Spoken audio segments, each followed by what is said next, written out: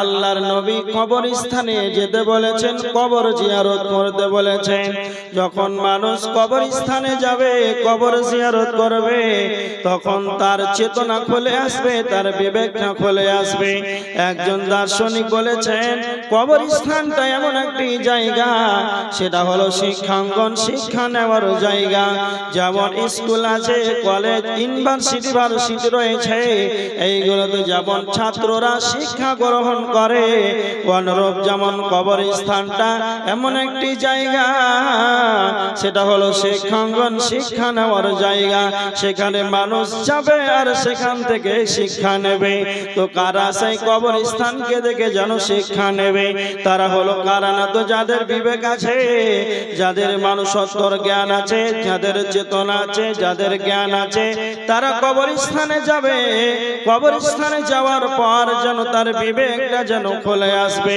কেননা বিশ্ব নবী বলেছেন, ইবনে মাজাহ শরীফের হাদিস, আল্লাহর নবী সাল্লাল্লাহু আলাইহি ওয়াসাল্লাম বলেছেন, তোমরা যখন কবর জিয়ারত করবে, সুরুল কুবুর, তোমরা কবর জিয়ারত করো।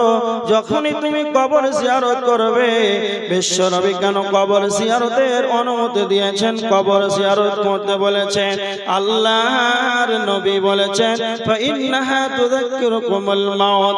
একটা মানুষ যখন কবর জিয়ারত করবে, তখন কবর জিয়ারত করলে তার মরণকে বলে স্মরণ আসবে। ফাইন্নাহা তুযাক্কিরুকুমুল আখিরাহ।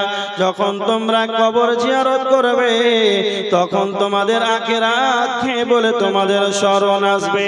আর একটা দার্শনিক বলেছেন, যখন মানুষ কবরস্থানে যাবে, তখন মানুষের যেন বিবেকটা যেন খুলে আসবে। আপনি একটা মানুষকে, আপনার বন্ধুকে, আপনার আত্মীয় স্বজনকে, দুইজন যেন এত সমবয়স্ক, আপনার 40 বছর বয়স, আপনার বন্ধুর যেন 40 বছর বয়স, তার 6 ঘন্টা হলো আত্মাটি চলে গিয়েছে। এই জন্য আপনি গরম পানি করে, বরের পাতা দিয়ে গরম পানি করে সুন্দর করে নিজের বন্ধুটাকে একবারে গোসল দিয়ে দিলেন। মসজিদ থেকে খাটটা এনে তাকে সুন্দর করে কাফন পরিয়ে জানাজার খাটে তাকে বহন করলেন। নিজের কাঁধে তাকে নিয়ে গেলেন নীরব নগরে, কবরস্থানে নিয়ে গেলেন। নিজের খাতে যখন আপনি আপনার বন্ধুকে কবরস্থ করলেন, কবর রেখে দিলেন, খাবার নিজ হাতে 3 মুষ্টি মাটি দিয়ে দিলেন। যখন আপনি একজন মৃত্যু ব্যক্তিকে নিজ হাতে গোসল দিবেন, নিজ কাঁধে বহন করবেন, যখন খাটটাকে রেখে সামনে রেখে জানাজা শুরু করে দিলেন, আবার জানাজার খাট থেকে কবরস্থ যখন তাকে করে দিলেন, তখন আপনাকে ভেবে নিতে হবে, এইভাবে ও আমাকে একদিন কবরস্থানে আমাকে আসতে হবে। নীরব নগরে যারা শুয়ে আছে, যাদের আজ কোনো খবর নাই, কোনো আওয়াজ নাই, কোনো খবর যাবে না, কোনো খবর আসবে না, এই রকম ভাবে আমাকে একদিন মাটির তলাতে যেন ঘুমাতে হবে। আজকে যাকে রেখে গেলাম, কবরস্থ করে গেলাম, আমাকে এইভাবে একদিন কবরে চলে যেতে হবে। এই রকম ভাবে যখন আপনি কবর কিনে চিন্তা ভাবনা করবে, তখন আপনার বিবেকটা খুলে আসবে, তখন আপনার মওতটাকে স্মরণ আসবে, তখন আপনি মসজিদের গেটটা খুঁজে পাবেন, তখন আপনার আল্লাহর ইবাদতে যখন মনোযোগী হয়ে যাবেন। এজন্য আল্লাহর নবী বলেছেন, তোমরা কবর জিয়ারত করো। যখনই তোমরা বেশি করে কবর জিয়ারত করবে, ফাইন্নাহা তুযাক্কিরুকুমুল আখিরাহ, তোমাদের আখিরাতকে বলে স্মরণ আসবে। যখন কবরস্থানে যাবেন, কবরস্থানে যাওয়ার পর সেটা দেখে, নিজ হাতে লাশকে রেখে, যদি কালে বিবেকবান হন, চেতনা যদি আপনার থাকে, বুদ্ধিমান ব্যক্তি যদি হন, তাহলে আপনার জীবনের লাইফ একবারে নিজে চলাফেরা কেমন ভাবে আপনার জীবনটা কাটে সব বুঝতে পারবেন। নচেত যারা কবরস্থানে কবরস্থ করে আসে, তারপরেও যদি সে পরিবর্তন না হয়, পৃথিবীতে আর কোনো বিদ্যালয় নাই, কোনো প্রতিষ্ঠান নাই যে তাকে এইভাবে চলে যেতে হবে, এরকম শিক্ষা দিয়ে দিবে, এরকম কোনো ইউনিভার্সিটি নাই। এই জন্য বিশ্বনবী বলছেন সবচাইতে শিক্ষালয় শিক্ষাঙ্গন হচ্ছে কবর। সেখানে যাও, সেখানে গেলে তোমার আখিরাতকে স্মরণ আসবে। তিরমিজির হাদিস, তিরমিজি শরীফের 2307 নম্বর হাদিস। হযরত আবু হুরায়রা রাদিয়াল্লাহু তাআলা আনহু তিনি বর্ণনা করেছেন, আল্লাহর নবী বলেছেন, আকসিরু যিকরা, তোমরা বেশি বেশি করে স্মরণ করো, ইয়ানিল মাউত, মওতকে তোমরা বেশি বেশি করে স্মরণ করো। যখনই তোমরা মওতকে বেশি বেশি করে স্মরণ করবে, হাদিমিল লাদ্দাত, দুনিয়ার চাচিকন ঐশ্বর্যবাণী, দুনিয়ার মজা, দুনিয়ার স্বাদ, সমস্ত কিছুই যেন ধ্বংস হয়ে যাবে। তার মানে আমি আপনি যখন কবরকে, মরণকে যখন স্মরণ করব, তখন দুনিয়ার যতগুলো স্বাদ আছে, দুনিয়ার যতগুলো মজা আছে, সমস্ত স্বাদ যেন ধ্বংস হয়ে যাবে। দুনিয়ার মজা যেন, স্বাদ যেন, চাকচিক্যন যেন আপনার কাছ থেকে আর ভালো লাগবে না, দুনিয়ার স্বাদটা হারিয়ে যাবে। তখন আপনার ইবাদতে তখন আপনি মনোযোগী হতে পারবেন। এজন্য বিশ্বনবী বলেছেন, তোমরা মরণকে বেশি করে স্মরণ করো, আর যখন মরণকে বেশি করে স্মরণ করবে, তখন যেন তোমাদের ইবাদতে মনোযোগী হবে। সাহাবীরা, হযরত আবু হুরায়রা রাদিয়াল্লাহু তাআলা আনহু, তামিম আদ-দারি, অনেক সাহাবী মরণকে নিয়ে ভাবতেন, কান্না করতেন, চিন্তা ভাবনা করতেন। তারা সাহাবী হওয়ার পরেও মরণকে নিয়ে চিন্তা ভাবনা করেছেন, মরতে হবে, কন্দন করেছেন, ভয় করেছেন, কবরে কি হবে, কবর নিয়ে টেনশন করেছেন, কবরে কি হবে। 2308 তিরমিজি শরীফের হাদিস। হযরত উসমান রাদিয়াল্লাহু তাআলা আনহু কবর দেখতেন, কাঁদতেন। আল্লাহ নবী যখন কবরের কথা বলতেন, তখন অঝর নয়নে কাঁদতেন, দাড়িগুলো ভিজে পড়ে যেত, এতটা অঝর নয়নে কাঁদতেন। সাহাবীরা, তার সঙ্গী সাথীরা বলতেন, উসমান, আল্লাহর নবী যখন জাহান্নামের কথা বলেন, তখন তো আপনি এতটা কাঁদেন না, যখনই কবরের কথা শুনেন তখন আপনি এত বেশি বেশি কান্না করেন।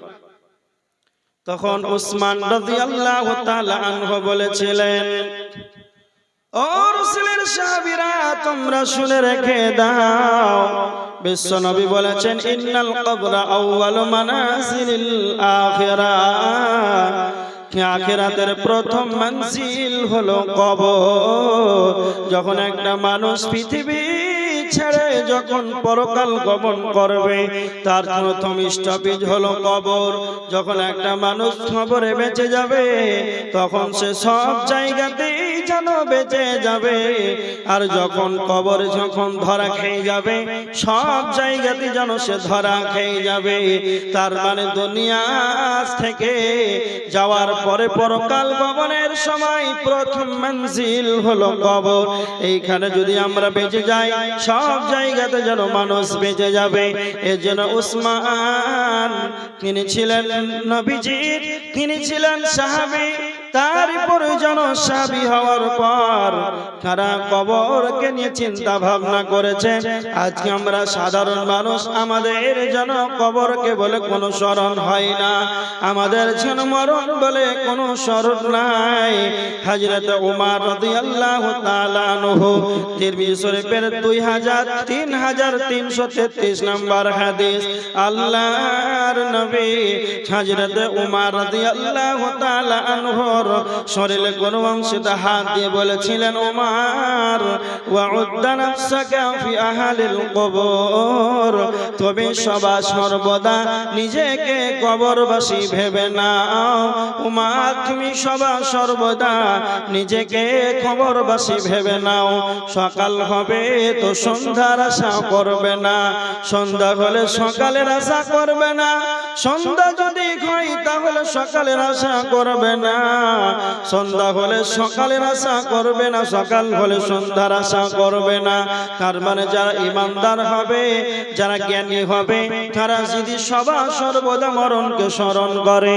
আমার এখন হায়াত আছে, না জানি সকালে মাগরিবের সালাত আদায় করলাম, আবার ফজর পাবো এরকম কোনো গ্যারান্টি নাই। ফজর আদায় করলাম, আবার যে কখন মাগরিব পাবো এর কোনো গ্যারান্টি নাই। যারা ইমানদার হবে তারা মরণকে স্মরণ করবে। আর নবীজির ভাষা, তোমার সর্বদা যেন নিজেকে কবরবাসী ভেবে না।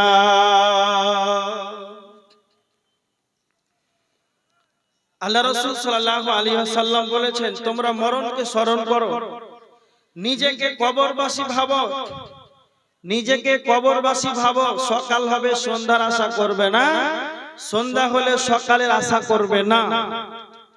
আজকে আমরা বিশ্বনবীর ভাষা যে মরণকে স্মরণ করো, আর আজকে আমরা মরণকে স্মরণ করি।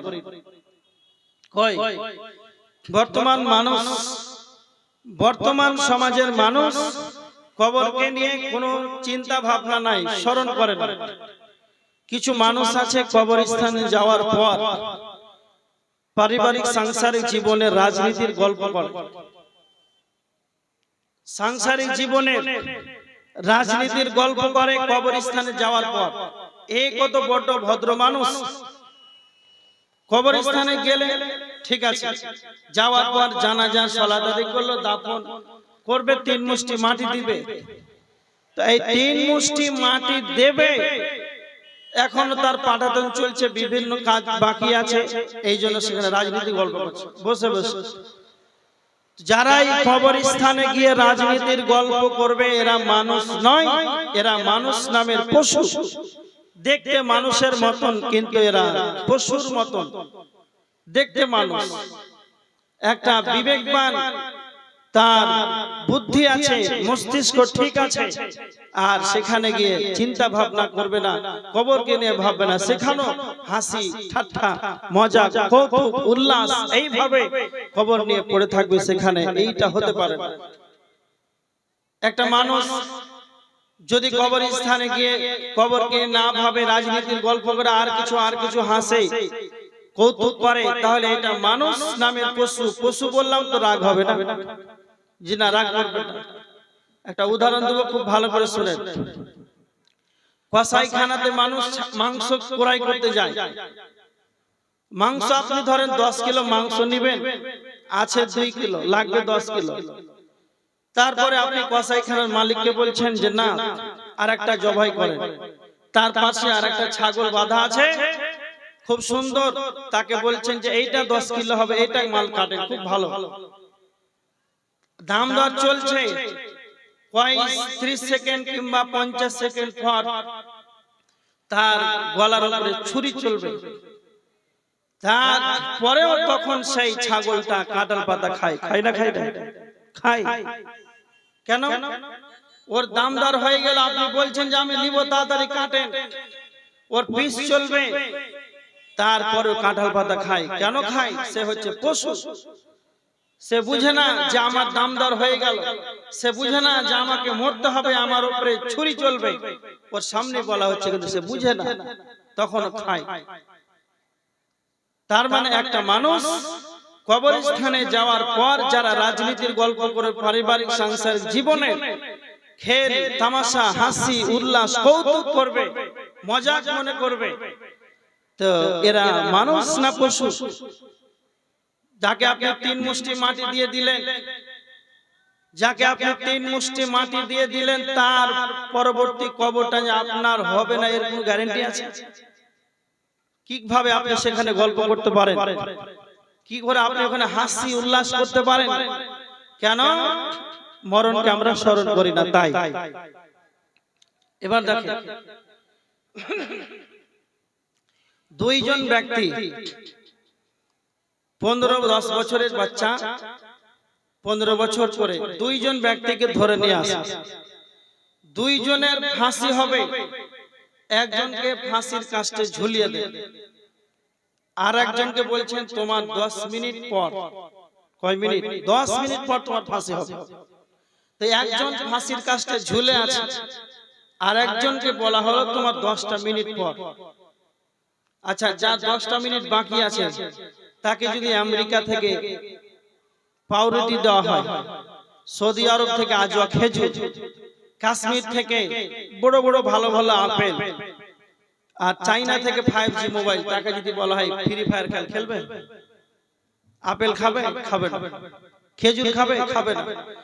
তার মনে একটাই ধারণা, চিন্তা ভাবনা, চেতনা যে মনে হয় আর 10টা মিনিট মরে যাব। এই ভয়ে তার দুনিয়ার পৃথিবীর কোনো কিছুই তাকে ভালো লাগে না। তো বলে, যাকে আমরা 3 মুষ্টি মাটি দিয়ে দিলাম কবরস্থানে, তার পরবর্তী কবর আর আমার আপনার যে একটা মিনিট, একটা সেকেন্ড, 10টা মিনিট তো দূরের কথা, একটা মিনিটের কোন গ্যারান্টি আছে? তাও নাই। 10টা সেকেন্ডের গ্যারান্টি নাই। তারপরে আমরা দেখেন কবরস্থানে গিয়ে কত মজা, কত হাসি, কত উল্লাস, মানুষের চাম নাই শরীরের ভিতরে। এটা যেন না হয়। একটা হাদিস শুনেন, 1630 মিসকাতের হাদিস। বারা ইবনে আদিব রাদিয়াল্লাহু তাআলা আনহু বলছেন, আমরা আনসারীদের এক ব্যক্তির কবরস্থানে কবরস্থ করতে এলাম।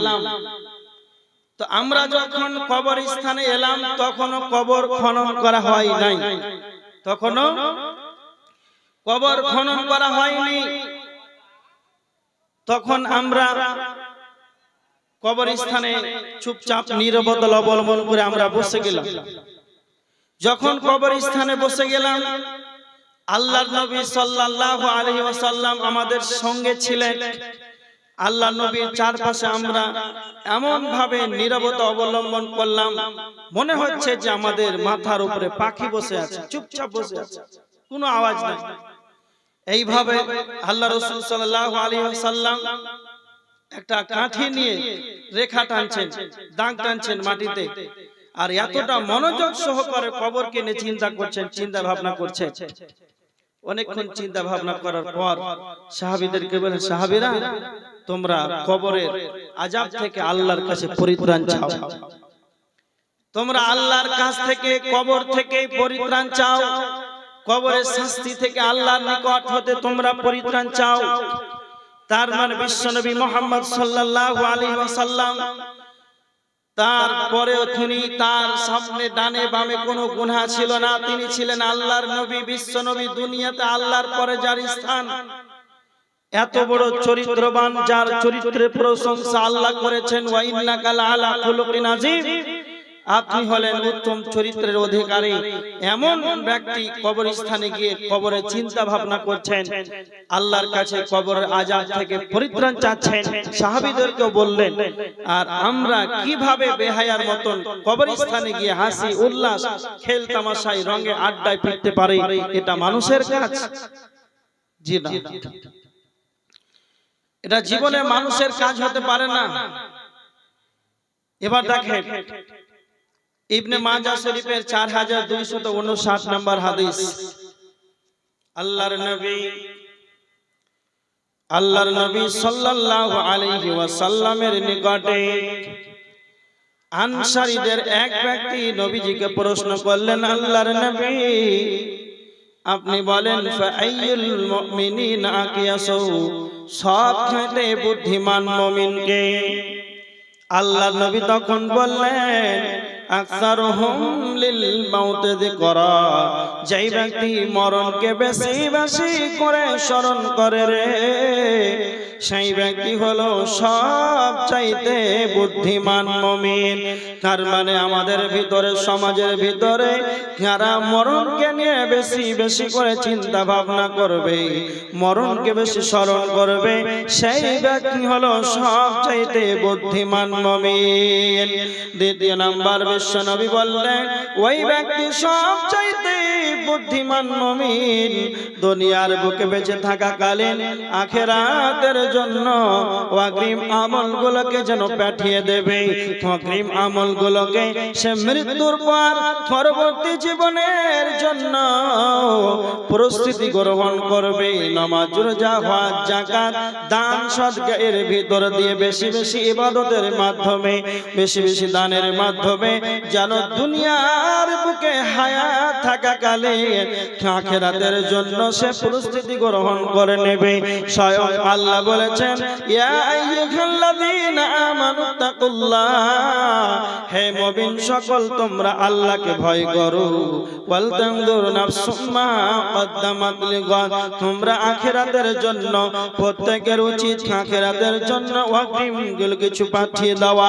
কেন আমার আল্লাহ বলেছেন সূরা কাসাসের ৭৭ নম্বর আয়াত, ওয়াবতাগি ফীমা তাকাল্লাহুদ দারাল আখিরাহ, আল্লাহ বলেছেন আমি যেমন তোমাদেরকে অনুগ্রহ করে যা দান করেছি তার থেকে তোমরা গৃহ অনুসন্ধান করে নাও।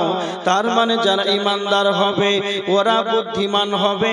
ঈমানদার বুদ্ধিমান, সবচাইতে বুদ্ধিমান তারাই যারা দুনিয়াতে বেঁচে থাকাকালীন সদা সর্বদা সব জায়গাতেই যেন মরণকে যেন স্মরণ করবে, সদা সর্বদা মরণকে বেশি নিয়ে চিন্তা ভাবনা করবে আর আখিরাতের জন্য প্রস্তুতি গ্রহণ করবে। এই ব্যক্তি হলো সবচাইতে বুদ্ধিমান মুমিন। তার মানে আমরা মরণকে কতক্ষণ, কয়বার, কোন সময়টা আমরা চিন্তা ভাবনা করেছি যে মরব। এর জন্য প্রথম একটা কথা বলেছি যে শয়তান আমাদেরকে সদা সর্বদা মরণ থেকে ভুলিয়ে রেখেছে, গাফেল রেখেছে। যখন আমি মরণ থেকে গাফেল থাকবো, চিন্তা ভাবনা থাকবে না মরার, তখন হারাম হালাল বাছাই এর কোনো উপায় আপনার মাথায় কাজ করবে না। দুনিয়ায় আসক্ত হয়ে পড়বে, দুনিয়াদারি হয়ে যাবে। এবার দেখেন, আমাদেরকে প্রত্যেকের উচিত যে মরণকে স্মরণ করতে হবে।